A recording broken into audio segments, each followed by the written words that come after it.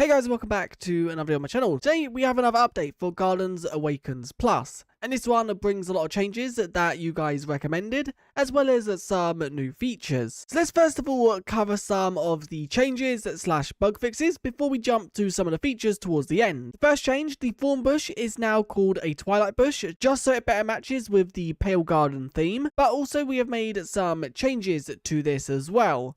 The first change is it will no longer damage players in daytime. So if I stand in it at day, you can see I am not being damaged. And as you can now see, if I step into the block at nighttime, it will now damage me. This is just so it fits more with the Pale Garden as well, where it's passive of daytime and then becomes more hostile of nighttime. Now, along with this change, we have also added a tag for some mobs that can't be damaged by the Twilight Bush. This tag just consists of some mobs like the Creaking, Wardens, Iron Golems, and mobs like that. This can also be adjusted with data packs, so you can choose what mobs can't be damaged by the block. I'm just interrupting this video to say, if you celebrate Christmas, I hope you have an amazing Christmas, as this video has been uploaded on Christmas Eve. If you don't celebrate Christmas, have a good day anyway. Also, make sure to stay tuned towards the end of the video, because one of the features we showcase near the end is one of the best features that we have ever added within a mod. But I'll let you guys get back to the video. I hope you enjoy. Now let's quickly talk about some changes to the pale pumpkins. First of all, these are now a lot more common. There was a bug where they were extremely rare in version 1. These can be found a lot easier. They just spawn in patches in the Pale Garden. Now, because of feedback, we have made some changes to the block. If you shear them, it will now give you the normal carved pumpkin like it did. And also you can turn it into a pale jack-o'-lantern and a soul pale jack-o'-lantern. Once again, listening to feedback of people wanting a normal version as well. These are just crafted with the corresponding torches. People wanted these to be a throwback to Minecraft story mode pumpkins or white pumpkins. And well, you can get that version by clicking it with an axe. And as you can see, this just carves it with the normal carved pumpkin face. Just one thing to note though, this is an Easter egg. Breaking this block will just grant you a ordinary carved pale pumpkin. So make sure when you want this block, you don't break it, otherwise you'll just end up with one of these. And along with this, we have added a soul version of the normal jack-o'-lantern, which you can see right here. Now I do quickly just want to mention two more things before we jump to some changes to the site block. And that is, you can no longer wear jack-o'-lanterns of the pale form, because this was a bug, because you used to be able to, but this is now fixed. And another change we have made, if you are wearing a pale carved pumpkin, this will reduce the visibility of illagers. So for example, if you had yourself a Vindicator and you was wearing one of these, you can see it doesn't see me. You have to be a lot closer for the actual mob to see you.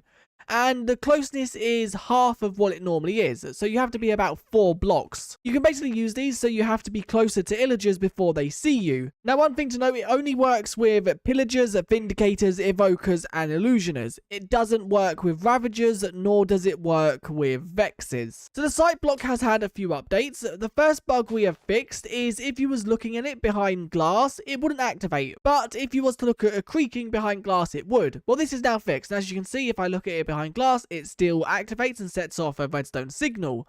It does not work behind solid blocks though, so if I place a grass block there, you can see looking at it doesn't power it. But we have also added a block state to it, and as you can see, we have added an inverted block state. So if I click on this, it will change the inverted block state, meaning it will basically switch when it's powered. It will now power when you are not looking at the block, and when you look at the block, it will depower. This just basically means that you can invert the signal without use of redstone torches and long, massive, complicated systems. Now, one change to the ice rooms that I quickly want to mention.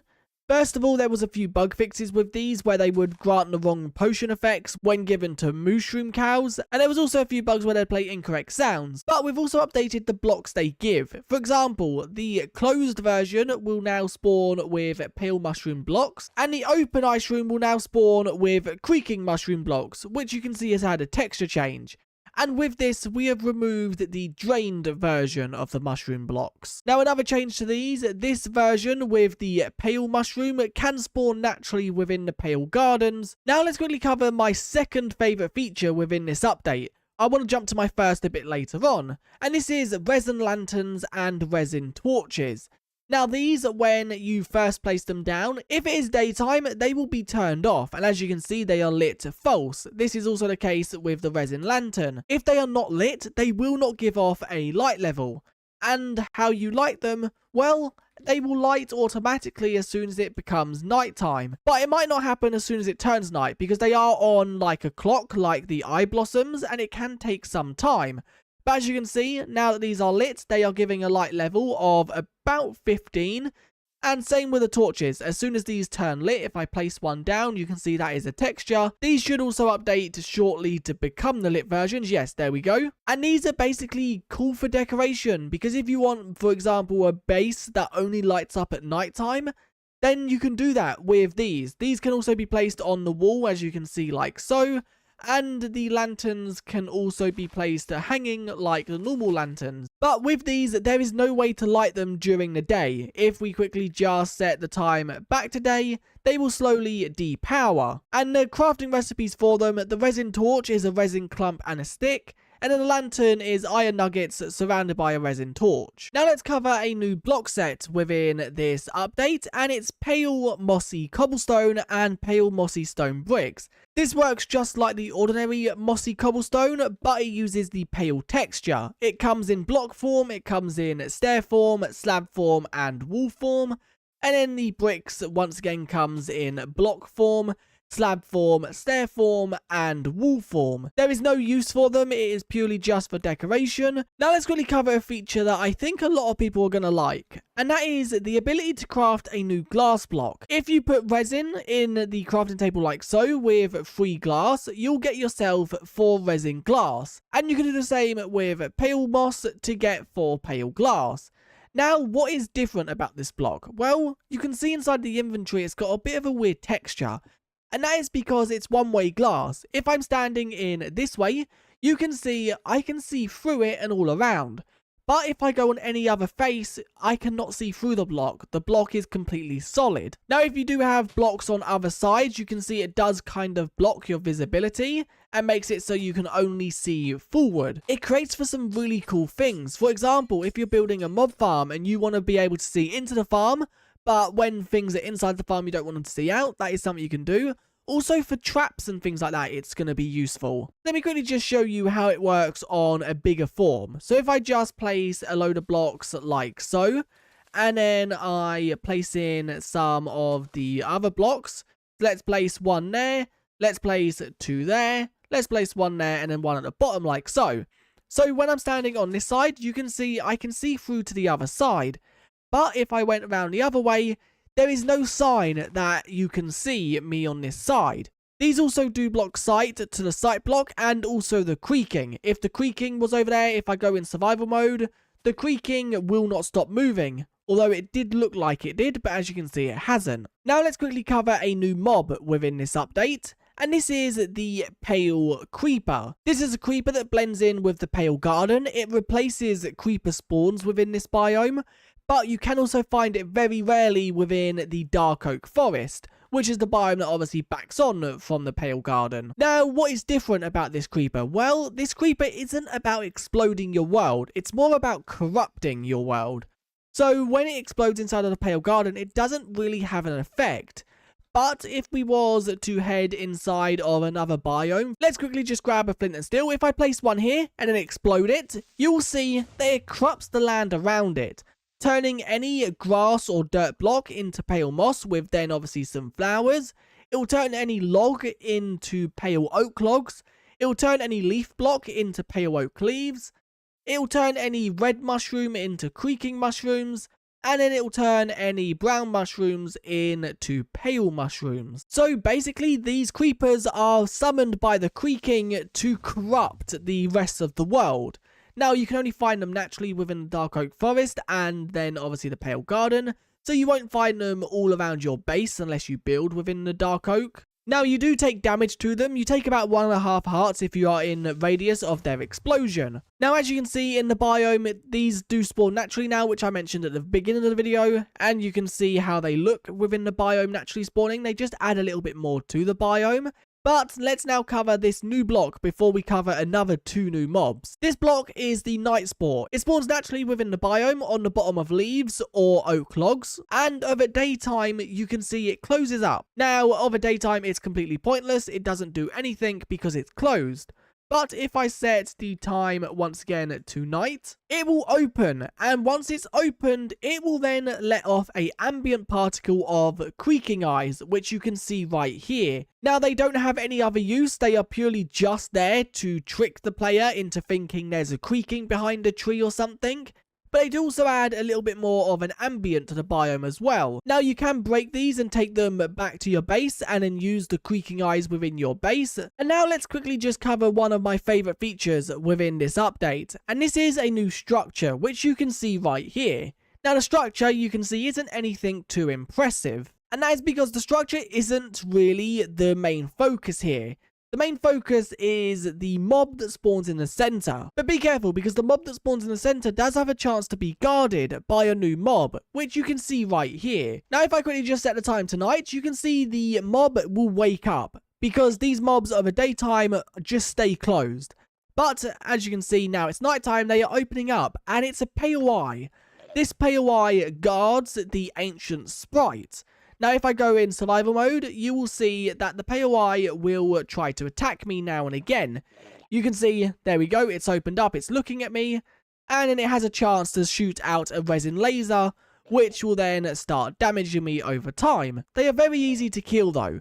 But one thing to note about them, you cannot damage them when they are closed. So if I quickly just punch this one a few times to let it close up, you can see my punches are not registering when it is closed. So you have to lure it to be open to be able to kill it. But the main use here is because they are guarding the ancient Sprite.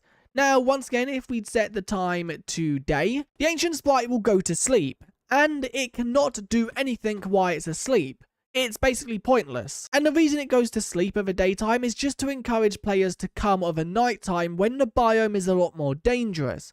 But if we set it to nighttime, you can see the mob has now awoken, and it is waiting for a player. Now, what is it waiting for? Well, if you feed it a creaking heart, you will see it will eat the creaking heart, and once it's finished eating it, it will give you a random item in return. That time it gave me some resin lanterns. Now, it does have a cooldown. It has a cooldown of between 5 to 10 minutes between feeding it, so you can feed it about 4 times per night. And you can always come back here to refeed it every night if you do want to.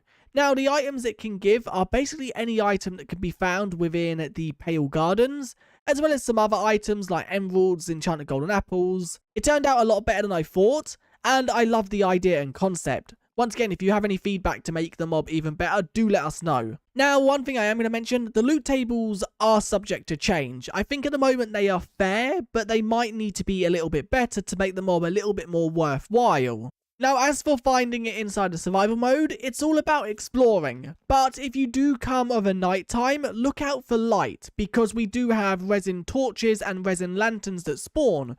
So if you are just exploring a pale garden of the nighttime, there is a chance you can see a little glow inside of the pale garden, and that could be a sign you found it. Now, as for finding it inside of creative mode, you can just do the command /locate structure and then creaking expanded ancient Sprite. I'd also really love the animations and the particles it plays to actually visually show that it's crunching on the creaking heart. It's just such a cool mob in general. Now, one other thing I think I better mention, we have also made a change to stable versions of the eye blossoms and eye shrooms, and these are gotten by clicking the resin brick item on the corresponding flower or mushroom. Well, the change here is you can now click a hoe on them to make them back into a normal form.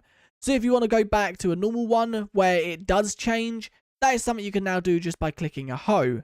Now let's quickly talk about the final 2 features, and these 2 are based on feedback. Petrified Wood. We had a lot of people didn't like the idea because it was so many blocks, inventory clutter, so we've made some changes. The first change is the Petrified Wood are now in their own inventory tab, and they are only obtainable in creative mode. We decided to keep them just so if you do want to build with them in creative mode, that is something you can do. One other thing to note though, when you break these now, they will drop the ordinary block. So if you place one down and then break it in survival mode, it will drop oak planks rather than petrified oak planks. But what have we done to solve the problem inside of survival mode? Well, we've added a new block. This is the resin pulsar. Now, what the resin pulsar does is you have to build a base. The base is a 3x3 in resin blocks, and then you place the resin pulsar on top. And as you can see, that is then powered. If I break this block, you can see it does unpower. When it is powered, it will let out these resin moth particles in a radius. And the radius is the radius of which this is activated, which is 32 blocks in each direction. Now, you can also click it, as you can see, disarmed. If I disarm it, that will then remove the particles. So if you don't like the particles, you can obviously disarm it to remove them,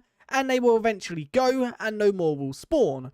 One other thing though, if you break the base, you can still have the particles on without it being activated if you just want to use the block as ambient. But let's now talk about how this solves the petrified wood problem. Well, this resin pulsar will basically remove any fire within a 32 block radius in each direction. And there we go, there is fire. If I now activate this block, you can see the fire is removed.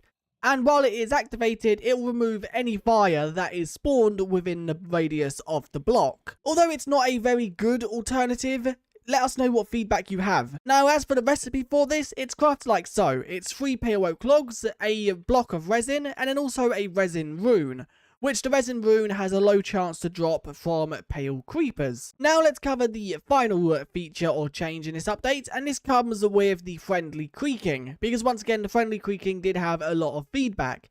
Now the changes we have made to this is the friendly creaking heart has been removed. You can no longer obtain that, and the way you obtain this creaking now is by spawning it like a golem. You need 2 pale oak logs and then a carved pale pumpkin, and that will spawn yourself a creaking golem. The name has also been updated. You can see this creaking golem is more symmetrical because obviously you're building it, so it makes sense for it to have more symmetric to it. A few changes to this creaking persists of daytime, and it will also persist of nighttime. If I go inside of survival mode and look at the creaking, it will stop moving, but if I look away from it, it will attack any mob. It does also take damage. It has 100 health in total, so 50 hearts, and it does about 2 hearts of attack damage. But you can see right there, it did just have a fight with that skeleton. If I look at the creaking day or night, it will stop moving. And this change was made so you can use them inside of redstone and contraptions. But we do know, by giving them health, it does make them a little bit weaker, because obviously they can die, and once they die, you then obviously have to respawn them. So the only issue that we was trying to solve is how to balance it, because obviously making a mob that can't die but also protects players is very hard, because it means that once you spawn it, you don't really need to spawn another one. So in the end, we decided to give the mob health. Now, if I quickly just kill this creaking, you will see that it'll just crack down or tear down like any other creaking. But if you're using this inside of your base and you don't want it to die, you can click a resin rune on the creaking, and that will basically create a shield on the creaking, which you can see right there with an enchantment orange glint. Now, what does this do? This makes the creaking immune to damage for 10 minutes. And that 10 minutes, you have to be loading the creaking. So if I was to unload the creaking or leave the world, the timer will stop. And then once it's reloaded, the timer will start again. And with this mechanic, you can pick and choose when you want them to be vulnerable and when you want them to not be vulnerable. Now, you'll know when the timer has run out, because this like glow effect will be removed from the creaking. As you can see, if I'm healing it now, it can't die. And then after about 10 minutes, the glow effect will be removed, and then you'll be able to kill the creaking again. But anyway, that is it for this update. Once again, if you have any feedback or suggestions or find any bugs, do let us know either in the comments of this video or within my Discord. And we've released this update just in time, so you guys can mess around with it over the Christmas period. And we'll be back in the new year for version 3, which we have a lot of good plans for. Anyway, if you enjoyed, do like and subscribe, and I guess I'll see you guys in the next one. Bye!